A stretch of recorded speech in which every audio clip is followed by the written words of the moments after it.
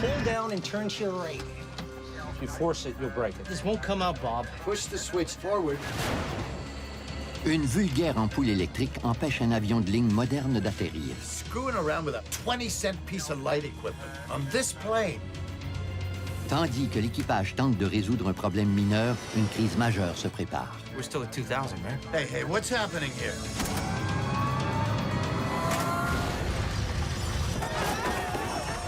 L'avion s'écrase dans un marécage isolé. Et les survivants affrontent bientôt un nouveau danger. Le marécage s'est imbibé de carburant.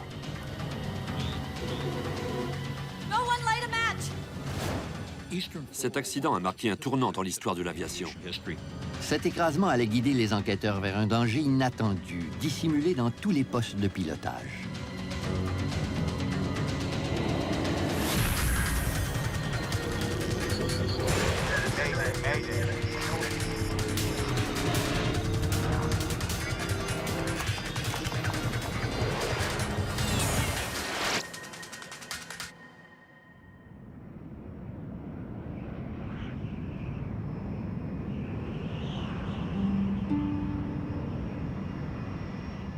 Nous sommes le 29 décembre 1972, au début du règne des gros porteurs. Ce Lockheed L-1011 TriStar volant vers la Floride est l'avion de passagers le plus perfectionné au monde. Le commandant de bord du vol 401 d'Eastern Airlines est Bob Loft. Il est au service de la ligne aérienne depuis plus de 30 ans. Son copilote Albert Stockstill et l'officier en second Donald Repo complètent l'équipage de vol. L'avion a laissé le froid glacial de New York derrière lui. Il amorce maintenant sa descente vers Miami. Welcome to Miami. The temperature's in the low 70s, and it's a beautiful night out there tonight. Go ahead and throw them out.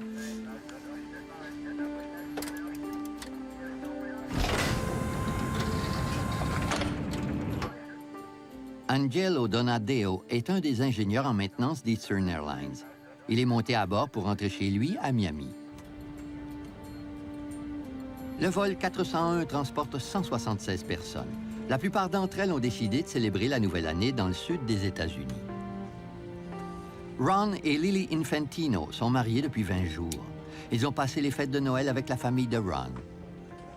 Le voyant ceinture de sécurité s'était allumé normalement et l'avion amorçait son approche finale. En regardant par le hublot, je voyais les lumières de l'aéroport. Quelques minutes avant minuit, l'avion commence son approche vers l'aéroport international de Miami. Hydraulic panels checked. 35-33. Gear down. Soudain, le commandant remarque une anomalie. Bird, is that handling? No nose gear. Le voyant qui confirme le verrouillage du train avant n'est pas allumé. I'm gonna raise it back up. Le train n'est peut-être pas complètement sorti. Le pilote répète la manœuvre. L'équipage de cabine entend distinctement le bruit du train d'atterrissage. On entend un grincement assez bruyant lorsque les pilotes sortent le train d'atterrissage. Il est facilement reconnaissable. Ils l'ont sorti plusieurs fois, mais nous n'étions pas inquiets. Ce genre de manœuvre n'est pas rare. Nous nous sommes regardés en pensant, bon, on va encore prendre du retard.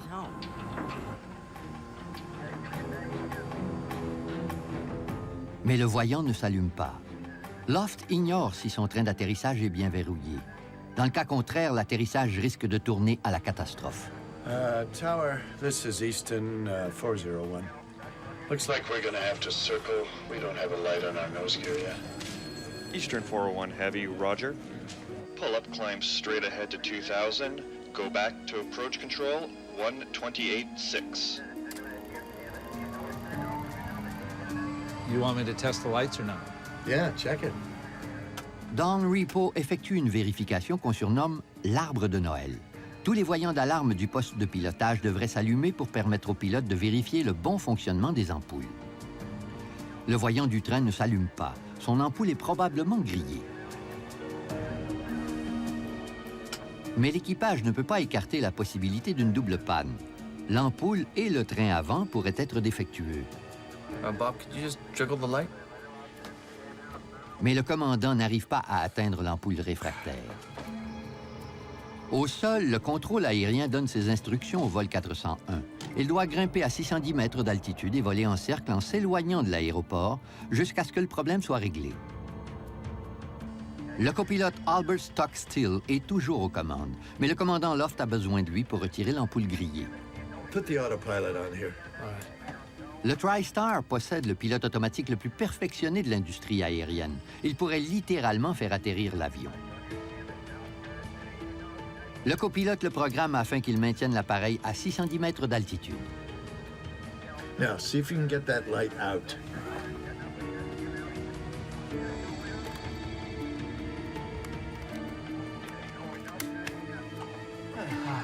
L'ampoule est finalement retirée de son circuit.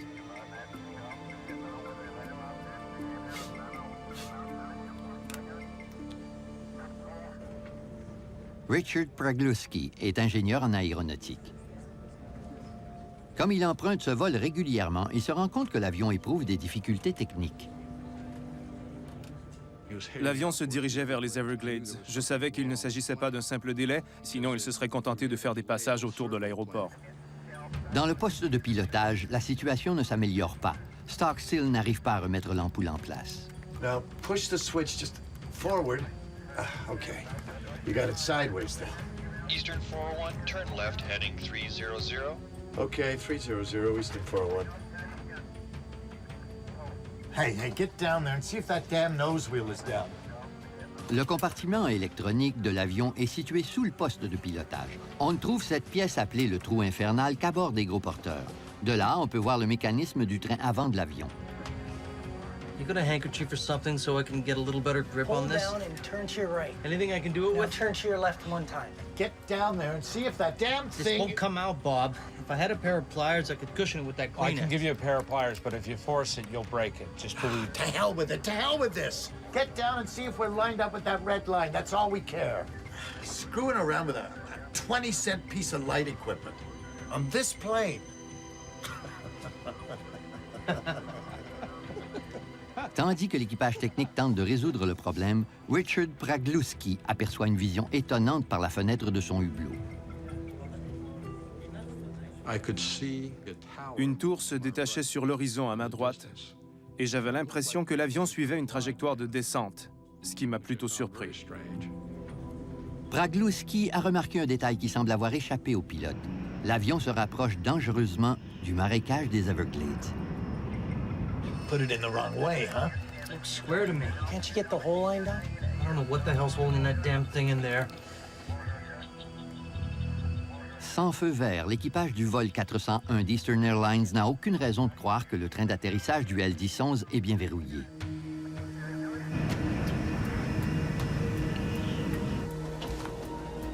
Le mécanicien de bord, Don Repo, s'est glissé dans le ventre de l'avion. Le trou infernal est doté d'un hublot qui lui permettra de voir si le train avant est vraiment verrouillé.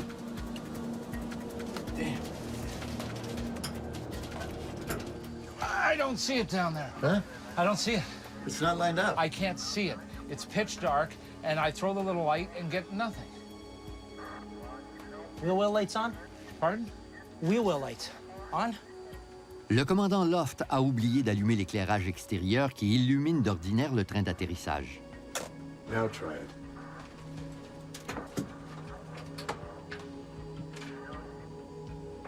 American 737, turn right into 010 and a step 48.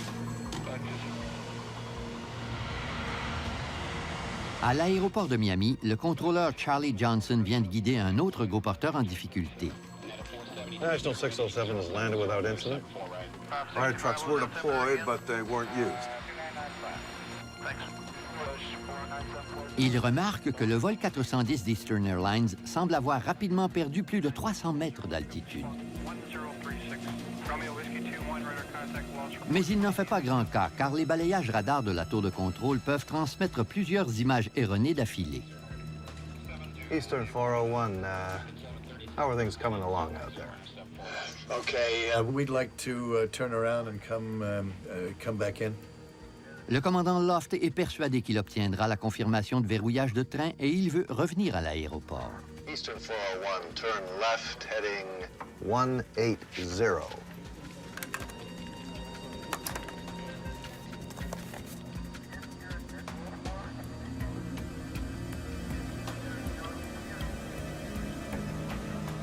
Actuellement, l'avion s'éloigne encore de l'aéroport en direction ouest. Il n'atteindra pas sa trajectoire d'atterrissage avant plusieurs minutes.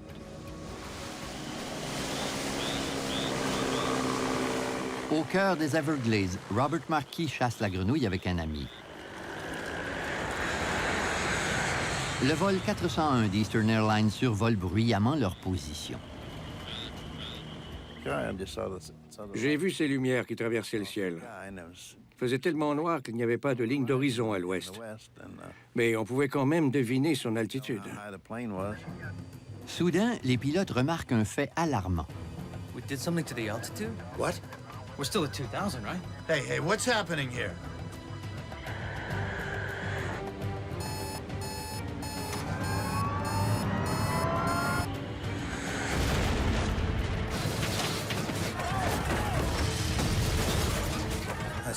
Les lumières de la cabine se sont mises à vaciller et j'ai entendu un bruit fort. On aurait dit que l'avion était violemment secoué. Puis ça a été la catastrophe.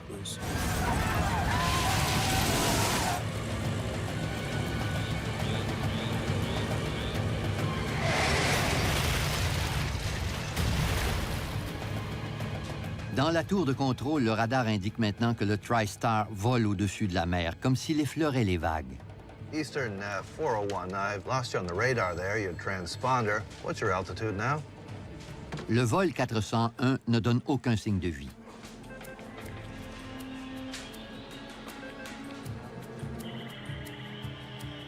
Dans les ténèbres d'un marécage isolé, les survivants de l'écrasement sont plongés dans un véritable cauchemar.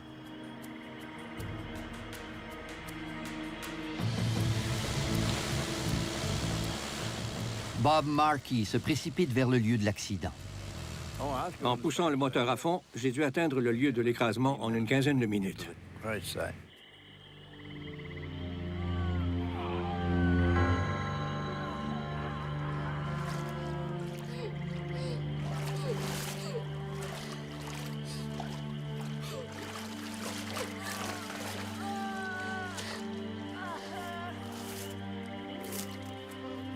Par chance, Richard Pragluski a survécu.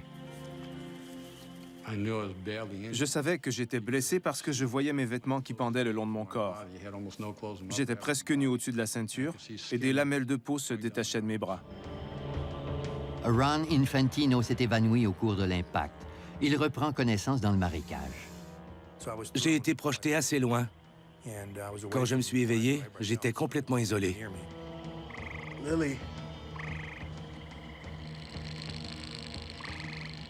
Lily. Et il est gravement blessé. Sa jeune femme Lily était assise à côté de lui, mais il ne la voit nulle part.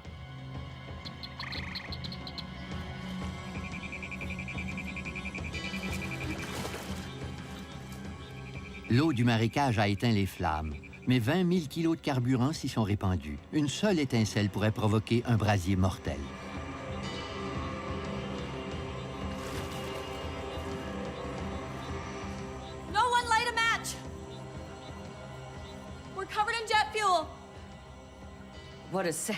Ça aurait été trop bête de survivre à l'écrasement, puis d'exploser en flammes parce qu'un idiot avait grillé une allumette. C'est ce qui m'effrayait le plus.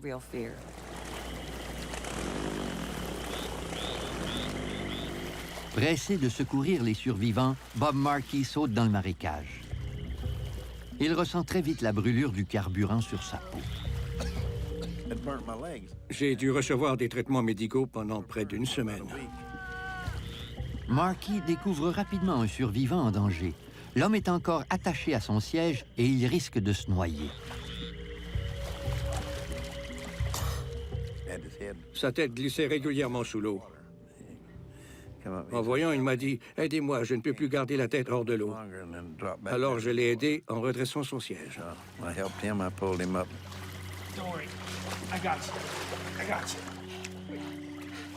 Bob Marquis sauve des douzaines de survivants de la noyade.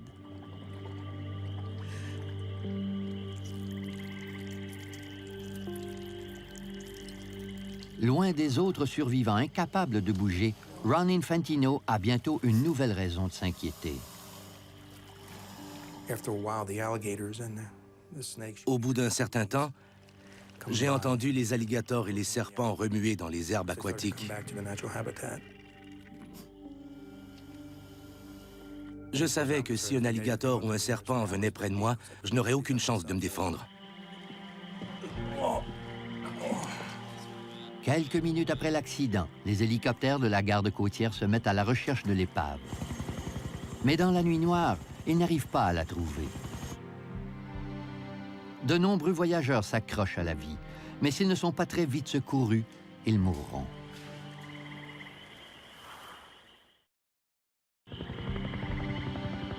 Bob Markey tente d'attirer les hélicoptères de la garde côtière vers les débris du vol 401. Je voyais bien qu'il volait dans la mauvaise direction. J'ai agité ma lampe vers le ciel jusqu'à ce qu'ils l'aperçoivent. Et ils ont fait demi-tour.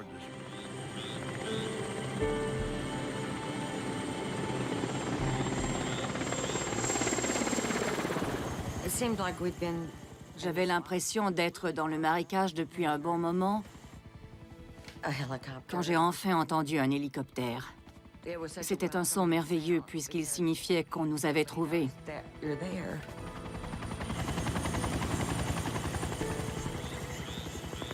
Moins d'une demi-heure après l'écrasement, la garde côtière arrive sur les lieux. Mais le site d'atterrissage le plus proche est à 100 mètres de distance. Bob Markey se précipite à la rencontre des sauveteurs pour leur faire traverser le marécage. Son premier passager est le secouriste Don Schneck. Je suis monté à bord de l'hydroglisseur. Il m'a demandé où étaient les autres secouristes et j'ai répondu « Il n'y a que moi. Allons-y. »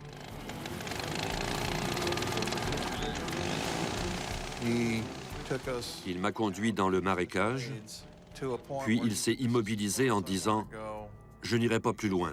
J'ai peur d'écraser quelqu'un. Il y a des corps partout. »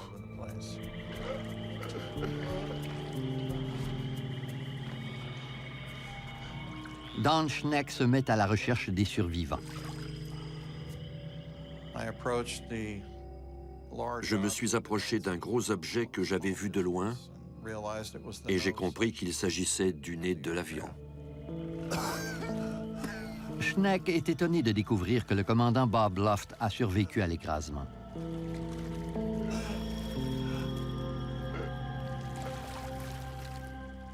Il était mal en point.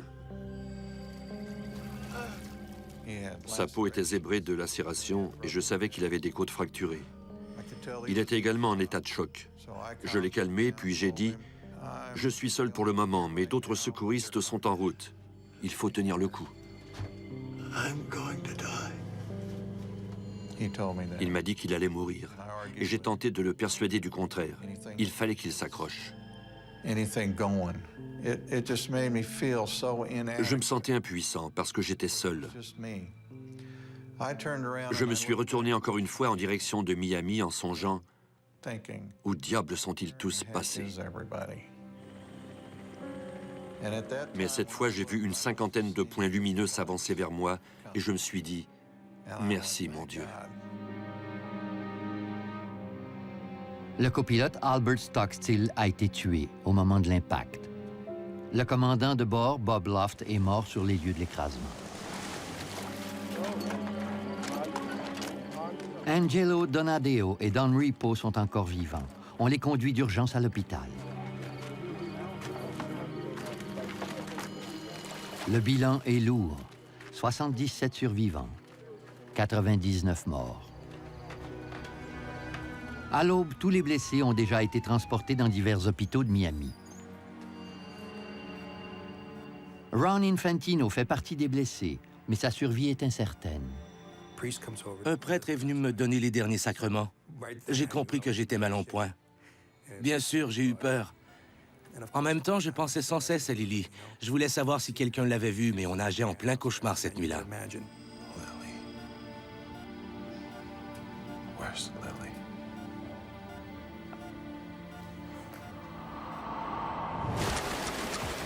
La nouvelle de l'accident fait le tour du monde.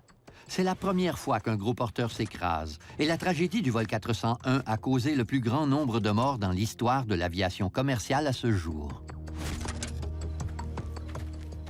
Dès le début, les enquêteurs du Conseil national de la sécurité des transports, le NTSB, ressentent une immense pression populaire. C'était un vrai casse-tête, parce qu'il s'agissait de l'avion de ligne le plus récent, le plus perfectionné, et que l'appareil était en parfait état de marche. Le NTSB savait que l'enquête risquait d'être longue et qu'elle soulèverait de nombreux problèmes à différents niveaux. Malgré tout, le lieu de l'écrasement fournit un indice crucial aux enquêteurs. La position des débris leur apprend que lorsque l'avion a heurté le marécage, son nez était redressé, comme s'il se préparait à se poser sur une piste d'atterrissage. Il est évident que sa descente a été lente et progressive. Les enquêteurs du NTSB documentent les derniers réglages de nombreux instruments de bord et découvrent que le pilote automatique était programmé pour maintenir l'avion à une altitude de 610 mètres. Pourquoi ne l'a-t-il pas fait? L'expert en maintenance Angelo Donadeo est interrogé. Tout ce qu'il peut dire, c'est que l'équipage technique tentait de réparer une ampoule grillée juste avant l'accident. En quelques jours, on retrouve les 2 boîtes noires du L-10-11. Les enquêteurs espèrent qu'elles les aideront à éclaircir le mystère. Mais avant qu'ils puissent analyser leurs données, le mécanicien de bord Don Repo meurt à l'hôpital. De son côté, Ron Infantino reçoit une terrible nouvelle. Le corps de sa jeune femme a été retrouvé sous une aile de l'avion.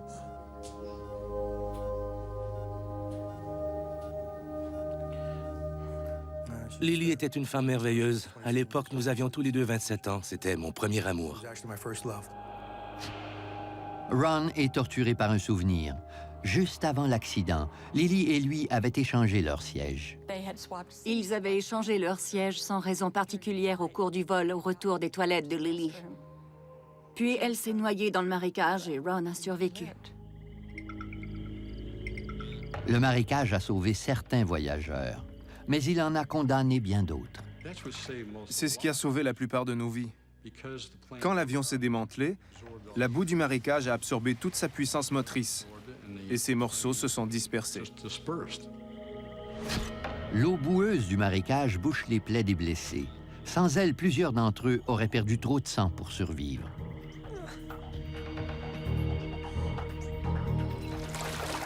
Mais un nouveau danger menace la survie des passagers. Leurs plaies sont infectées, contaminées par un organisme mortel qui vit dans la boue noire des Everglades. Cet organisme provoque une infection qu'on appelle la gangrène gazeuse. Elle peut tuer un humain en 2 jours à peine. La gangrène gazeuse peut uniquement être anéantie dans une enceinte à oxygène hyperbare, c'est-à-dire un caisson pressurisé dans lequel on introduit un fort pourcentage d'oxygène. L'oxygène pénètre dans les plaies et détruit les bactéries. 8 des survivants souffrent de gangrène gazeuse. Et on doit trouver des enceintes hyperbares pour chacun d'entre eux. La seule autre option est l'amputation du membre infecté. Le bras de Ron Infantino est gravement atteint. Un médecin est venu me voir et il m'a dit « C'est bien la gangrène gazeuse.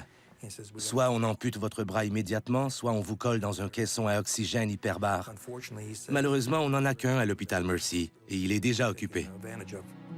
Si les médecins ne lui trouvent pas un autre caisson à oxygène hyperbare, Ron Infantino perdra son bras. Tandis que les médecins luttent pour sauver le bras de Ron Infantino, les enquêteurs examinent les débris du L-10-11 TriStar. Ils vérifient ses commandes de vol, ses moteurs et ses instruments de bord, de même que ses systèmes électriques et hydrauliques. L'avion était presque neuf et il était en parfait état. L'écrasement n'avait pu être causé par une défaillance mécanique.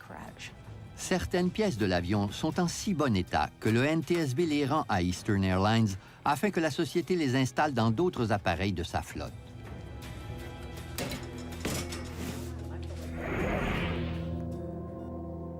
Ron Infantino est finalement envoyé à la base navale de Panama City, où les autorités médicales ont trouvé un caisson hyperbare vacant. Il y passe 40 heures. Mais l'oxygène pressurisé lui sauve la vie en détruisant les bactéries mortelles. Gentlemen, we have 3 causes of the crash to explore. Un gros porteur à la fine pointe de la technologie a perdu des centaines de mètres d'altitude à l'insu de son équipage. Pourtant, les enquêteurs savent qu'il était en parfait état. Ils étudient d'autres causes potentielles de dégringolade. Leur première hypothèse est celle d'une incapacité indécelable du pilote. L'autopsie du commandant Bob Loft dévoile un fait macabre. Une importante tumeur non diagnostiquée se développait dans le cerveau du pilote. Et la pression de la masse cancéreuse gênait sa vision. Les rapports médicaux révèlent qu'entre 50 et 52 ans, l'acuité visuelle de l'œil gauche du commandant avait considérablement diminué. Les médecins croient que sa vision périphérique était affectée et que la tumeur aurait même pu causer des taches aveugles.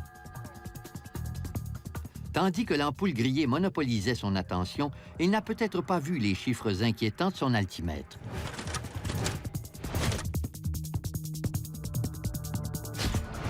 Les enquêteurs évaluent maintenant la possibilité stupéfiante qu'un problème médical non diagnostiqué ait pu jouer un rôle dans le premier écrasement de gros porteurs de la planète.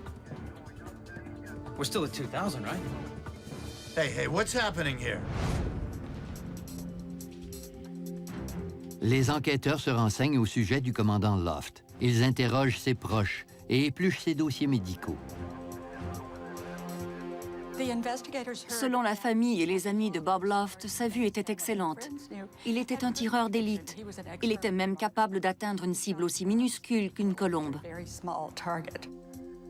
Le dossier personnel de Loft signale qu'après un récent examen médical, on lui avait prescrit des verres correcteurs dans l'exercice de ses fonctions. Mais les preuves ne semblent pas indiquer que sa vue était dangereusement compromise. Il avait 55 ans. Qui atteint l'âge de 55 ans sans porter de lunettes de lecture? Très peu d'entre nous. Le docteur Joe Davis, qui a effectué l'autopsie, m'a dit que même si la tumeur exerçait une pression sur la zone du cerveau qui gère la vision, il n'avait aucune raison de croire que celle du commandant Loft était affectée. À son avis, la tumeur n'avait pas causé l'accident. Les enquêteurs ne savent toujours pas pourquoi le vol 401 avait amorcé une descente. Put the autopilot on here. Le pilote automatique censé maintenir une altitude de 610 mètres aurait-il pu subir une défaillance? Par chance, les ordinateurs de bord du L-1011 fonctionnent encore. L'équipe les retire de l'épave afin de les étudier de près. 11 jours après l'accident, le calculateur du pilote automatique est transféré dans un autre TriStar. L'avion répète le vol de son prédécesseur. Le pilote automatique maintient l'appareil à 610 mètres. Pourquoi ne l'a-t-il pas fait la nuit de l'écrasement? Les enquêteurs devront explorer d'autres pistes pour éclaircir le mystère. Une autre question se pose. Pourquoi la tour de contrôle de Miami n'a-t-elle pas prévenu l'équipage de la brusque descente de son avion? Le premier radar tridimensionnel de la planète venait pourtant d'y être mis en service. Grâce à lui, le contrôleur aérien Charlie Johnson connaissait la position, l'altitude et la vitesse du vol 401. Mais il devait guider 5 autres avions et il venait de superviser un atterrissage d'urgence. L'urgence réglée, il a enfin remarqué que le TriStar volait à 275 mètres d'altitude. À cette époque et encore aujourd'hui, mais le problème était plus sérieux il y a 30 ans, l'écran radar pouvait cesser d'afficher l'altitude exacte d'un avion pendant 2 ou 3 minutes et transmettre une altitude totalement erronée, puis afficher la bonne altitude au prochain passage de l'appareil. Mais cette nuit-là, le contrôleur aérien a vérifié les résultats, ce qui est tout à son honneur. La nuit de l'accident, Johnson a communiqué avec le vol 401. Eastern 401, how are things coming along? Okay, we'd like to turn around and come back in.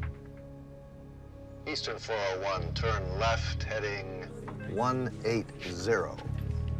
Après ce bref échange, Charlie Johnson a cru que tout était rentré dans l'ordre.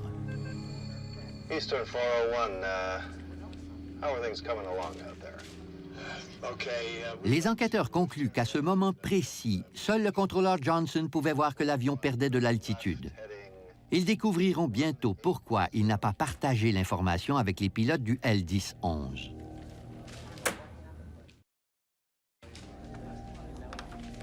Les enquêteurs se demandent pourquoi la tour de contrôle n'a pas prévenu l'équipage technique du vol 401 que son avion perdait de l'altitude. Ils se tournent vers la FAA et apprennent qu'à l'époque, cela ne faisait pas partie des tâches d'un contrôleur aérien. À l'époque de l'écrasement, la FAA demandait aux contrôleurs d'approche de surveiller la distance qui séparait les appareils en vol. Elle ne leur demandait pas de maintenir leur altitude par rapport au sol. Les enquêteurs veulent maintenant savoir pourquoi les circuits d'alarme de l'avion n'ont pas prévenu le pilote du danger imminent. Le L-10-11 était équipé d'un signal d'alerte qui devait retentir s'il atteignait une altitude de 76 mètres au-dessus ou en dessous de l'altitude programmée par le pilote. Mais en écoutant l'enregistrement, on entend très bien l'alerte se déclencher au moment où l'avion atteint une altitude inférieure à 533 mètres. Did you hear that? How did they miss it? Ils étudient la transcription des conversations de postes de pilotage dans l'espoir de comprendre ce qui s'est passé. Put it in the wrong way, huh? Swear to me. Puis les enquêteurs remarquent que juste avant le déclenchement de l'alerte de basse altitude, les deux pilotes étaient préoccupés par le problème de l'ampoule grillée du train avant. Leur conversation révèle également que le mécanicien de bord était sous le poste de pilotage, dans le trou infernal, et que le carillon d'alerte a été transmis par un des haut-parleurs de son aire de travail. Les enquêteurs comprennent que les deux pilotes n'ont pas entendu un signal d'alarme pourtant très audible, parce qu'ils tentaient de résoudre un autre problème. Le carillon qu'on entend clairement sur la bande audio de la boîte noire n'a eu aucun impact sur le cerveau des occupants du poste de pilotage. Non pas parce qu'ils étaient distraits, mais parce qu'ils étaient obsédés par un problème spécifique. C'est le propre de l'être humain. L'équipe d'enquête croit maintenant que la distraction a pu jouer un rôle dans l'accident fatal. En effet, plusieurs instruments de bord auraient dû afficher la baisse d'altitude. Ça soulève une question fondamentale. Pourquoi les pilotes étaient-ils préoccupés au point de ne pas regarder le tableau de bord? L'équipe d'enquête devait étudier les êtres humains et leur interaction. Il leur fallait découvrir pourquoi personne ne surveillait l'avion tandis qu'il perdait graduellement de l'altitude. Et en 72, ce genre d'interrogation terrifiait l'industrie. Les enquêteurs rencontrent plusieurs pilotes et font une découverte étonnante. Les pilotes admettent qu'ils faisaient totalement confiance aux nouveaux pilotes automatiques installés à bord de leur avion. À l'époque, ils étaient peut-être dans un état de dépendance technologique. Les enquêteurs croient que les pilotes du vol 401 avaient une telle confiance en leur pilote automatique qu'ils ne surveillaient pas leurs instruments de bord aussi souvent qu'ils auraient dû le faire. Now, see if you can get that light out. Après avoir engagé le pilote automatique, aucun des pilotes ne s'est soucié de diriger l'avion.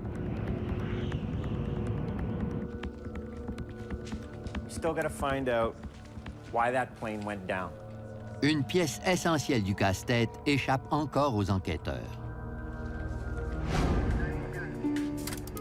Si le pilote automatique fonctionnait normalement, pourquoi l'avion a-t-il plongé dans le marécage?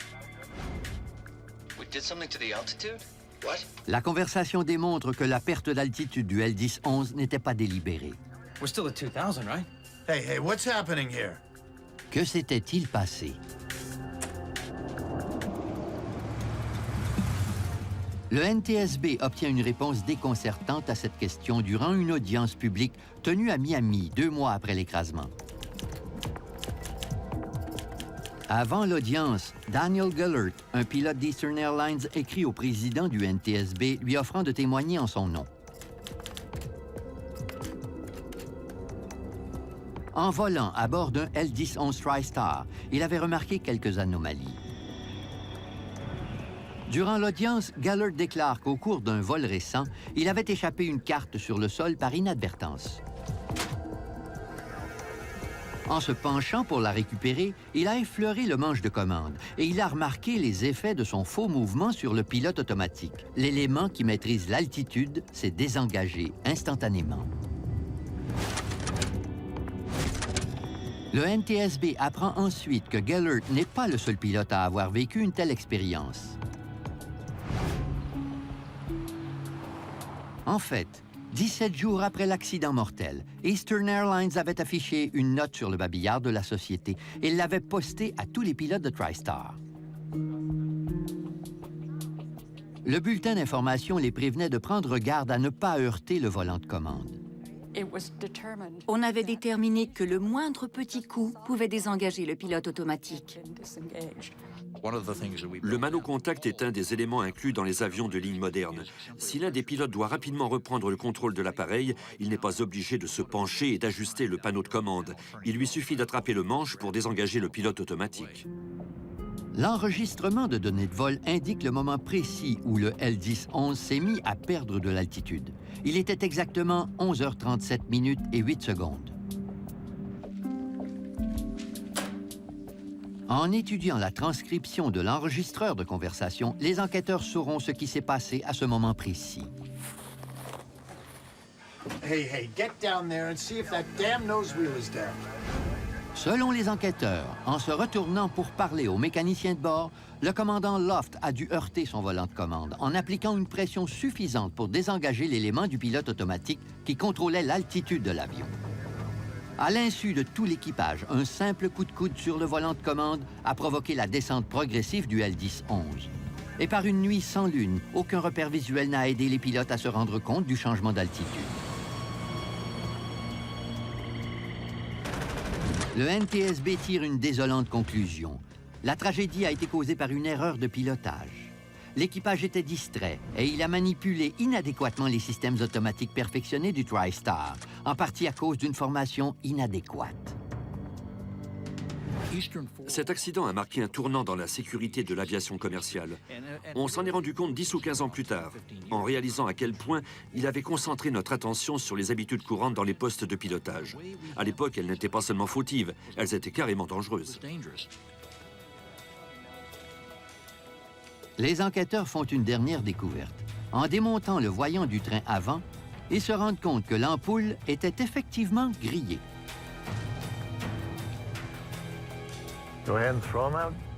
Le train d'atterrissage du vol 401 était bien verrouillé. L'avion aurait pu atterrir sans problème. Il y avait un seul élément défectueux à bord cette nuit-là, une ampoule électrique de 12 $. L'héritage du vol 401 ne sera pas entièrement révélé avant plusieurs années. L'écrasement finira par influencer l'entraînement des pilotes et les méthodes d'enquête des experts. Entre-temps, la tragédie du vol 401 d'Eastern Airlines prendra une tournure inattendue.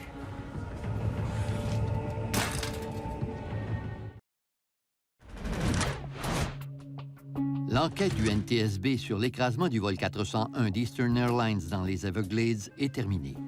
Plusieurs recommandations ont été émises pour éviter des accidents similaires. Entre autres, de nouvelles règles ordonnent aux contrôleurs aériens de prévenir les pilotes lorsque leur avion descend trop près du sol. À la fin des années 70, la NASA s'est mise à explorer une nouvelle science du comportement conçue afin de réduire les erreurs de pilotage.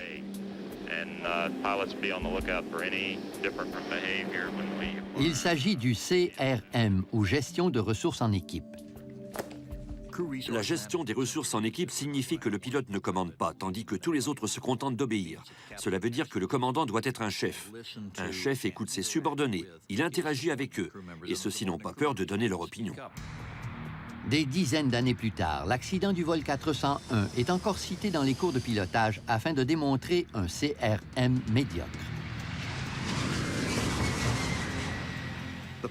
Mais on n'avait pas enseigné à Bob Loft ou Burt Stockstill, ni à aucun membre de l'équipage technique qu'en cas de problème, la première responsabilité du commandant était de garder la maîtrise de l'appareil, ou bien de l'assigner formellement à un autre pilote. We're up to 2000. You want me to fly, Bob? What frequency did he want us on, Bert? 128.6. I'll talk to him. À bord du L-10-11, le commandant Loft n'a jamais assigné de tâches spécifiques. En fait, les 3 membres de l'équipage technique se sont tous penchés sur le même problème. Le copilote était aux commandes, mais le commandant dirigeait à sa gauche. Déjà, la situation n'était pas claire. Yeah, I can't get at it from here. Le commandant ne pouvait pas atteindre le voyant d'alerte. Le copilote le pouvait, mais il était aux commandes de l'avion, ce qui présentait un sérieux problème. Et leur formation de pilote ignorait systématiquement ce genre de problème. Aujourd'hui, le CRM entraîne les équipages techniques à ne pas se laisser intimider par l'humeur d'un coéquipier. Get down there and see if that damn This thing... won't come out, Bob. Ils étaient tous tendus. Et dans une telle atmosphère, on n'a pas le réflexe de dire au commandant « Vous n'auriez pas dû faire ça ». Mais l'évolution de la sécurité aérienne a fait en sorte que les pilotes ont appris à le faire. Après la tragédie du vol 401, des tâches spécifiques ont commencé à être attribuées à chaque occupant du poste de pilotage. Le nombre d'écrasements a diminué d'autant, mais des incidents étranges en ont également découlé. Pendant quelque temps, l'équipage du vol 401 a semblé hanter les autres vols d'Eastern Airlines. Les équipages et les passagers de certains vols ont prétendu avoir vu les fantômes des pilotes morts durant l'écrasement.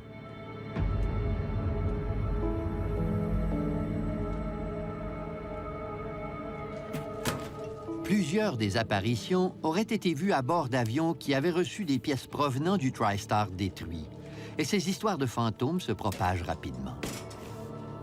Un livre entièrement consacré à ces apparitions suggère que les fantômes voulaient protéger les voyageurs d'une nouvelle catastrophe. Les dirigeants d'Eastern Airlines ont réagi aux histoires de fantômes en levant les yeux au ciel, du moins en public. Mais entre eux, ils étaient moins braves. Les apparitions sont si nombreuses que la ligne aérienne finit par retirer les éléments récupérés dans l'appareil accidenté de tous ses autres avions. Aucun des survivants n'a oublié la nuit d'horreur qu'ils ont tous vécue dans les Everglades. Après, je n'arrivais plus à faire confiance aux pilotes. Vous savez, je n'ai pas pris l'avion depuis 10 ans.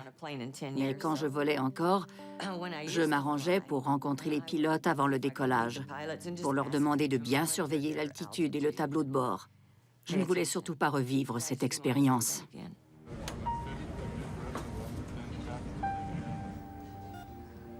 Ron Infantino a perdu sa femme cette nuit-là.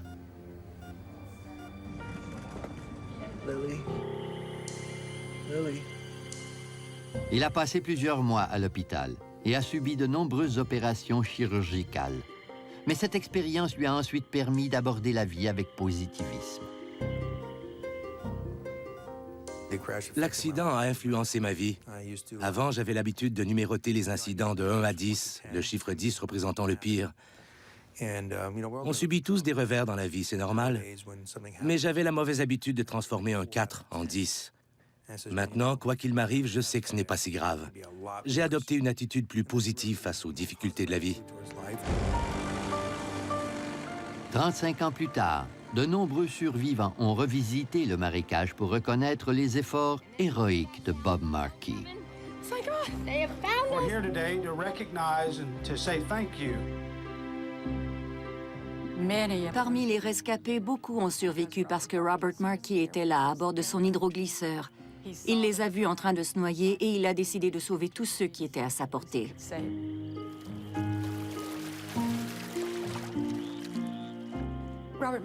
J'espère que nous pourrions tous agir comme lui dans une telle situation. Dans son fort intérieur, il a trouvé le courage de faire ce qu'il a fait. Il a été l'un des véritables héros de cette tragédie.